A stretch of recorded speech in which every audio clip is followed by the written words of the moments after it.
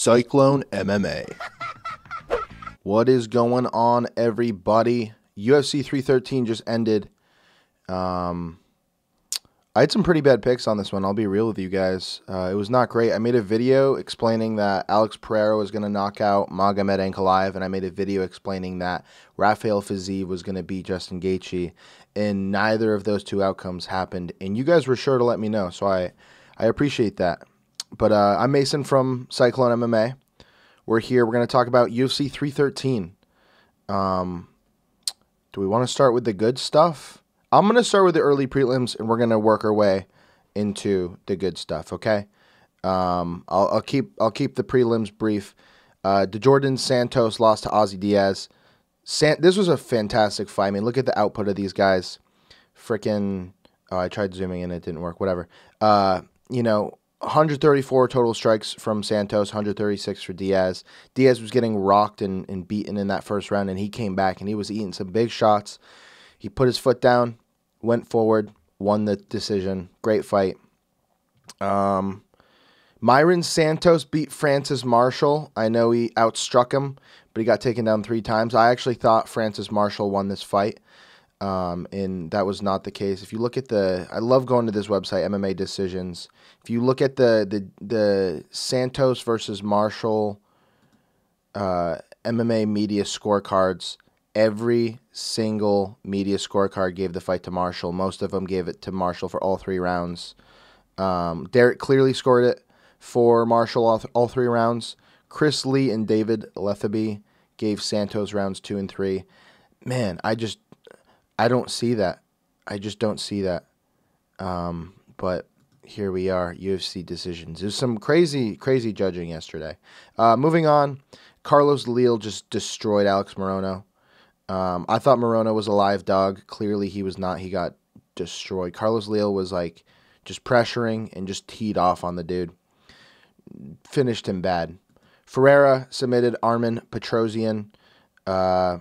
Did not see that fight playing out in a submission being in play, but you know, that's what happened. Ferreira's got some power, dude. Petrosyan's a good striker, but it's like he just couldn't really deal with the power of Ferreira, and then he got taken down, and one thing led to another. Joshua Van, dude, I feel like there needs to be an atomweight division for men because Joshua Van seems like he's small at the 125-pound division. Outstruck his opponent here, Cyruya, 127 to 47 strikes. Cyruya attempted 21 takedowns, only got 4. Joshua Van, he's really freaking good, dude. This dude is really, really good. I fear that he's undersized for this division. I mean, it's impressive that he was able to stuff that many takedowns, but I feel like when he gets to the upper echelon, it's like just the physicality of guys is going to be a problem for him. Getting into this main card, Ruffy, only 8 strikes landed in this fight between the two men, and Ruffy landed that spinning heel kick, and man, good night, King Green. Holy shit. One of the most epic knockouts in UFC history. Like top 25, we'll say. Maybe. Insane. Great stuff. Coffee break. Excuse me. All right. Amanda Lemos beat Eisman Lucindo. Just kind of grinded out a decision. Curious if there's any media scorecard disagreements. I don't think there should be. Yeah, it's pretty simple. Lemos took that one. Moving on. We got some of the juicier fights on this card. Jalen Turner. I thought he was a live dog too. I also didn't see this fight finishing via submission, but he got put in a really weird position during a scramble. I don't even know what to call that. It was kind of like an upside down triangle. And Ignacio got the arm, got the choke, forced the tap. I would have liked to see this take place on the feet longer. I was really curious to see what was going to give between Jalen Turner's, largeness and his power and Ignacio's nuts kickboxing. But I think to be able to pull off a submission against a guy like Jalen Turner, I mean, Ignacio's just throwing himself right into that UFC lightweight division. I'm curious now, like, where does he rank? Where was Jalen Turner? Because Jalen Turner was top 15. What was he, 14? He was 13. You'd imagine Ignacio's there. So, like, what's next for him? Like, you could give him a Fiziev. You could give him a Moicano. I mean, he's not going to fight Pimblett because Patty's fighting Michael. You give him a Dan Hooker, give him a Gamrot. There's a lot of great fights there for him. Give him Max Holloway. It's a striking masterclass right there if Max Holloway wants to stay in that lightweight division. Great fight. Ignacio is really impressive. Gaethje versus Fiziev, dude. Gaethje versus Fiziev. He got it done. And it was almost exactly how he got it done the first time. It's like he lost the first round on the judges' scorecards, and he just kind of crawled his way back. And he's like, he never gave up on himself. He won rounds 2 and 3, eked it out, went for takedowns. It was just like it was a veteran performance by Gaethje, and he might jump the line. He might get a title shot, even though he got knocked out cold in his last fight. Pretty clear-cut victory for Gaethje, even more clear-cut than the first one. I was shocked. I made a video, like I said, saying, Gaethje's getting old. Fiziev's on his way up. I think he's going to lose. Nope. Gaethje eked it out, won it. 2 rounds to 1. Crazy. Attaboy Gaethje. I'm curious. I think it's going to be Islam next for him. I think, not that it's, like, deserved. Like, don't get me wrong. I love, put Gaethje in a title shot. I'm watching it. I'm down for that all day long. But you got Arman Sarukian who's on this streak, and I feel like they were going to give it to Charles a bit ago. But, dude, I want Gaethje versus Islam. You either have Gaethje become the champion and everyone loses their shit because everyone loves Gaethje, or you have another notch in the belt of Islam Makhachev, another legend, another infinity stone for the gauntlet. Love it. All right, we're gonna get to the main event now. We're gonna get to the thing you guys clicked on this video for. Freaking 7 minutes into this video. If you're still here, leave a like. Starting this YouTube channel back up has been difficult, but like it's not been difficult. It's been fun. I'm just like, let's get this algorithm going. Let's leave some likes. Let's have some fun here. Alex Pereira lost to Magomed Ankalaev. It was 48-47. If you look at the striking numbers, Ankalaev outstruck Alex Pereira. I almost just said Max Holloway. It's somewhere in that beautiful Max Holloway shirt my buddy got me. Ankalaev landed 30 more strikes than Alex Pereira. He did stand on the feet for a lot of it. I know he went for 12 takedowns. You can see that here. But wasn't able to get any of it. Had a lot of grinding against the cage, a lot of clinching battles. Alex Pereira won rounds 1 in 5. And let's just look at the scorecards here. 1 in 5 on Mike Bell's scorecard. Derek clearly had it. 1 in 5 for Pereira. And then Sal D'Amato only gave him round 1. Not giving Alex Pereira round 5 is kind of crazy, if you ask me. Because I was watching it, and I'm like, I think it's 3-1 Ankalaev. But there's a world with, MMA judging where it's 2-2.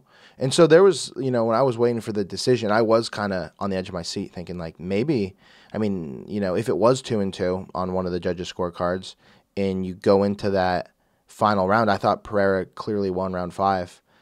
Sal D'Amato did not have it that way. We should let's just look at here real quick.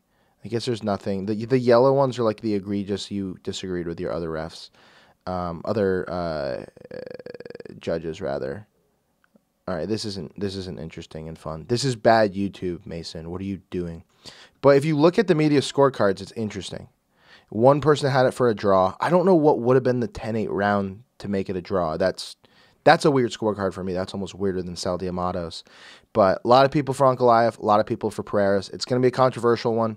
Let's just count this up. 1, 2, 3, 4, 5, 6, 7, 8, 9. 9 media members gave it to Pereira, and 1, 2, 3, 4, 5, 6, 7, 8, 9, 10, 11. 11 gave it to Ankalaev. I had it for Ankalaev. I thought it was a good decision.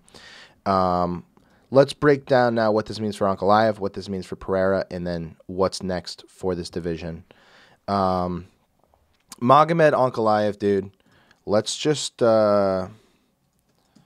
let's go and look at his Tapology real quick, or not his Tapology, but his Sherdog. I'm a Sherdog guy.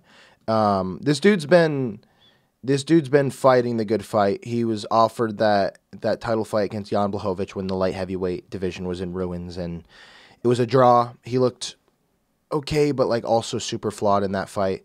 But I think for the long time we've known he's a dude. He's really good. I mean, look at since he got finished by Paul Craig in his UFC debut, a fight he was dominating, got submitted literally the last second. Since then, 1, 2, 3, 4, 5, 6, 7, 8, 9 wins in a row, a draw, a no contest, and then 3 more wins. Undefeated the rest of his UFC run. And he's fought some really good dudes too.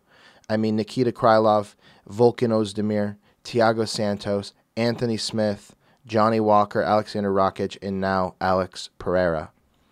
I didn't think this dude was going to be able to get it done. I mean, you had the Jan Blachowicz fight where the leg kicks were bothering him so much, and he was able to eat a lot of the leg kicks from Alex Pereira yesterday, and he actually was giving out damage with his own leg kicks. So for him to kind of get a chance at the title, have a draw, and then basically have to win 3 more times to get back there, I'm happy for him that he was able to get this opportunity and able to capitalize. I'm also incredibly impressed because there was always in the back of my head, I'm like, he might be the best fighter in this division. And if you told me he was going to go 0 for 12 on takedown attempts in his fight against Pereira and he was going to have to rely on striking to win this fight, I would say, nah, dude, he's going to get knocked out. Hence me making a video about that. Was impressed with Pereira's takedown defense, but he was on the back foot for most of this fight. I mean, the good thing about Pereira, and we can transition into talking about Pereira right now, he's getting an immediate rematch. Dana White basically confirmed that. He's the biggest draw in the sport right now. He's everyone's favorite fighter right now. So you kind of knew if Ankalaev was going to be the champ, he would have to beat him twice. And, yeah, dude, it's he's going to have another chance, but he's going to need to make some changes. The takedown defense was sick. Like, I'm like, that's really good.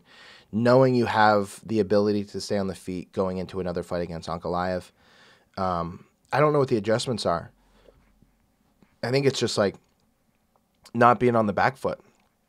You know, you're the more powerful guy. I know he was the one getting rocked in this. But you just look at their resume, you look at their past, and he's the knockout guy. I think putting more pressure on Ankalaev is probably the key to victory here. I think you take one of those rounds, and if he was on the less on the back foot, more on the pressure side, he wins a round, he wins the fight. It's just a close fight. Easily next fight, Pereira could knock him out or come away with the decision victory.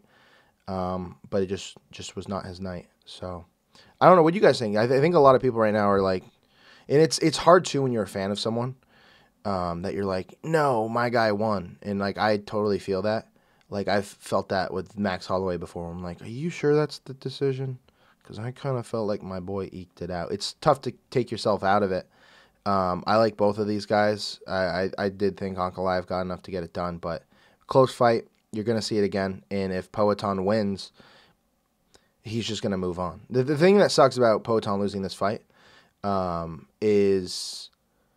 This fight, had Poatan won, unlocks so many other cool things for the UFC. Like, this is overall worse for the UFC product because you have a weight class above them. You got John Jones debating whether or not he's going to retire. Tom Aspinall's the guy that everyone wants John Jones to fight. And without the Poatan chip, John Jones has more leverage in this game. If Poatan were to win last night, the UFC could say, hey, John Jones, vacate the title or fight Tom Aspinall. Because if you don't fight Tom Aspinall, Alex Pereira is coming up a weight class, and he's going to fight Pereira for the heavyweight strap, and we're going to strip you. And they don't have that chip to play with anymore. Not until this rematch happens. But by the time that happens, you're hoping that Tom Aspinall and John Jones are booked for a fight. So I don't know, man. I don't know. This had major implications on the UFC as a whole. And we're basically, it's just like, it's one of those things, we're going to see it run back again. He didn't decisively dethrone the champ. He didn't beat Alex Pereira from pillar to post. He just eked out a victory. He had a smart game plan. It wasn't the most sexy fight. It wasn't super exciting. But he got it done. I feel like, I feel bad about these early prelims. I feel like, this fight kind of deserved more recognition than the Jordan Santos versus Ozzy Diaz. That was a kind of a barn burner. No fight of the night for them. Yeah, dude, I don't know. The main highlights here are Gaethje still being a dog, still getting it done. Magomed Ankalaev stealing the belt, and then really that Rufi knockout. Holy shit, dude. Holy shit. Add that one to the resume. While we're at it, we talked about what's next for these guys, Alex Pereira and Justin Gaethje. Sorry, Magomed Ankalaev and Justin Gaethje. Let's look in this division, this lightweight division. Rufi beating King Green. Like, I'm curious here. Was Bobby Green still ranked in the lightweight division? I don't think he was, because he's been on a bit of a losing streak. He was not. But, like, do you put Rufi above Benoit Saint Denis in that 15 slot? You got Jalen Turner, Grant Dawson, and Benoit Saint Denis, 13, 14, 15. Ignacio Bahamondes is going to be in the top 15, probably ranked 13th. Grant Dawson, Benoit Saint Denis on a couple fight losing streak. I don't know, dude. I'm behind the fighting nerds now, dude. Let's get Rufi in this division. Let's get him in the top 15, and let's get him some fights, dude. Like Bahamondes versus Rufi, you wouldn't want to see that fight. You know, they both just took out legends of the division, so I don't know. Crazy night of fights. UFC 314's next, and that's that good shit, dude. That's that good shit. That press conference was a fucking banger, dude. Banger. Volk versus Lopez, Chandler versus Pimblett, Yair Rodriguez versus Pitbull, Jeff Neal versus Carlos Prates, Nikita Krylov versus Dominic Reyes. I'm curious if Reyes can bounce back. I mean, he's coming off a couple wins now, but he's back in with the big boys. He's back in with the big boys. This video's gone off the rails. I'm just kind of riffing now. 17 minutes. Holy shit, bro. Wrap it up. Yeah, if you guys enjoyed this video, leave a like. It really helps me. And I don't know how we started with UFC 313, and then we got to Dominic Reyes's Sherdog. But I'm going to be honest with you guys. I love doing these riffing videos where I just pull shit up and talk about it. I'm having a blast making these, so I hope you guys are enjoying watching them. Peace out, y'alls. Have a great day. Until the next video. Bones. Sorry, camera. Goodbye.